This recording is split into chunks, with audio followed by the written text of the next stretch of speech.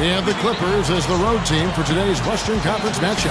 Thank you for being with us. 2K Sports brings you the NBA Live this Saturday afternoon with Clark Kellogg and Steve Kerr. This is Kevin Hart. And a brief look here as State Farm presents our starting lineups. And guys, what do you think we'll be seeing from Dwight Howard in this one? Well, he's an intimidating finisher around the basket, Kevin. The thing you have to do defensively is try to push him off the block, not let him get deep position. But that is easier said than done, that's for sure. And Steve, you know what? He's powering through guys better now, playing through contact, but he's also starting to polish up his post move. So it's not just simply about him throwing it down, which he does with force and regularity. He's starting to add a little finesse to that power package, too. Well, it's always been a one-team show in L.A. I mean, the Lakers have dominated that city forever, basically. But the Clippers were able to kind of one-up the Lakers in the Chris Paul sweepstakes last year, and now there's a real rivalry. That drops. Tell you what, whether there's an opening or not, this guy's going to attack the rim regardless. And taken away by Paul. It's 3-on-3 on the fast break. Gives him the lead pass. Phillips. And the layup is good. Phillips has got his first bucket in this one. And it used to be a rivalry more out of proximity than anything else, but with the games these two teams played last year, that really changed. Now the Clippers have now become relevant. Yeah, they have been, and there was actually some chippiness going on between the two teams, and the Clippers were letting the Lakers know, hey, they're tired of being the younger brother. I think this is going to be fun for a long time. I agree. And Griffin, here we go.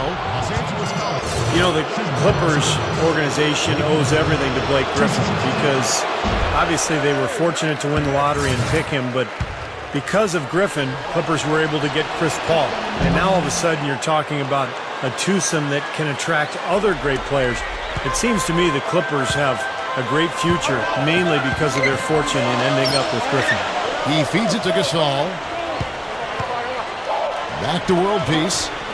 From downtown. Here's Howard. Hammers it home. Look at that effort. Does he set a great example out there or what? On plays like that, he does. Sure, what work on the offensive glass we see with him. Yeah, that was awesome. Put back with the slam. Are you kidding me? So it's the Clippers now. After the basket by the Lakers, Paul dishes to Griffin. And a great assist by Paul as that one goes in. And when you look at the Clippers team with Chris Paul and Blake Griffin, certainly the best tandem in Clippers history. I think it is, Kevin. This is the best team in Clippers franchise history when you consider the win percentage. So I think high time for the team and their fans will continue with that duo in charge. Paul kicks to Griffin. Open look.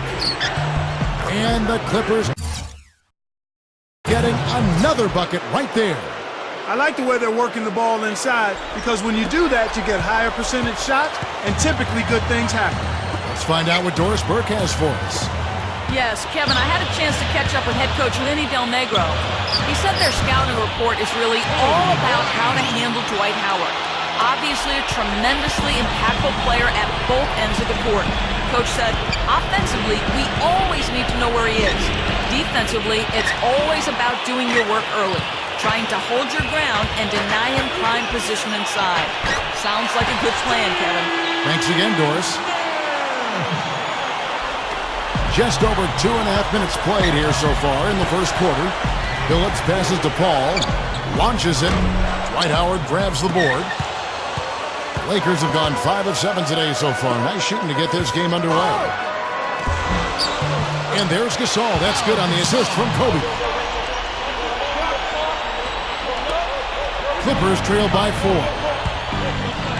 The Clippers had a number of guards at the beginning of the season, and a lot of those guys were point guards, and eventually they found the best rotation for those guards. That's already 2 fouls for him here in the first quarter. He's got to be careful.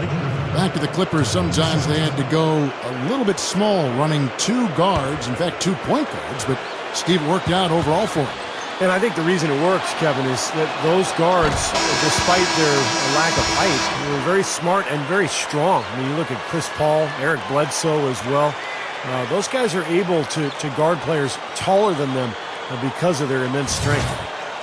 Here's what the Lakers are going with right now. Antoine Jameson's checked in for Howard. And Matt Barnes is subbed in for Meta World Peace. Well, everybody knows around the league that if you get in Blake Griffin's way when he has a head of steam going, you're going to end up on his poster at some point. So since coming into the league, I think he's become as intimidating a player as we've seen. I agree. It's just not posterizing people either, Steve, although he does a bunch of that. When he gets a steal and has a free lane to the basket on a breakaway, there's a good chance the crowd's going to see a mini dunk contest from Blake. And head coach Mike Brown, a very defensive-minded guy, worked as an assistant in San Antonio for years under Greg Popovich. And last year, his first with the Lakers, they were much improved defensively. And that one's good. Hill's got himself going with the triple, his first basket of the game. And those are shots he shouldn't be afraid to take. He can make them. Kobe dishes to Nash. Kicks it to Jamison. Barnes. Out to Nash. To the paint. Deflects the pass. Crawford with the steal. Puts the lead pass in front of him. Griffin's shot is off. And you talk about the defensive first philosophy for Coach Mike Brown. And Steve, it certainly helps to have the size the Lakers do inside to use that kind of system, to use that philosophy. That's right, Kevin. And remember, they had the same philosophy in San Antonio when Mike Brown was an assistant because of the size with Duncan and Robinson. So with the Lakers size now, it's a similar defensive scheme, forcing everything to the baseline, into the help, make players shoot over the top of the Laker bigs. And it's been a blueprint for success for Mike Brown, not only in L.A., but Cleveland, Indiana, and San Antonio as well. Here's what the Lakers are going with right now. Dwight Howard, he's checked in for Jamison. World Peace comes in for Matt Barnes. Jody Meeks, he's checked in for Kobe. And Steve Blake is subbed in for Steve Nash. Phillips, no good. Poked away. Butler kicks to Paul. And he finishes nicely on the layup. Well, everyone seems to have the hot hand here early on. You know, if they keep up this scoring pace, we'll definitely see some big point totals from both of these teams. Blake with it, defended by Paul. Lakers shooting their third and fourth free throw attempts of the game. Well, you take a look back to last year, guys. This is a club that converted about 76% of its free throws.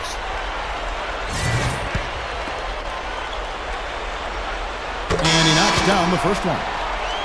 The Lakers making a switch here.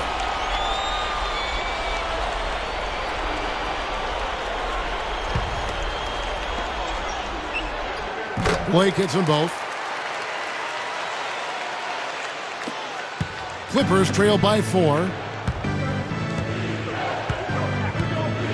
Paul outside. Launches a 3. Odom, the pass to Paul. Over Blake. Paul can't get it to go. It'll count. And that's not going to go. The basket's coming early and often in the first quarter.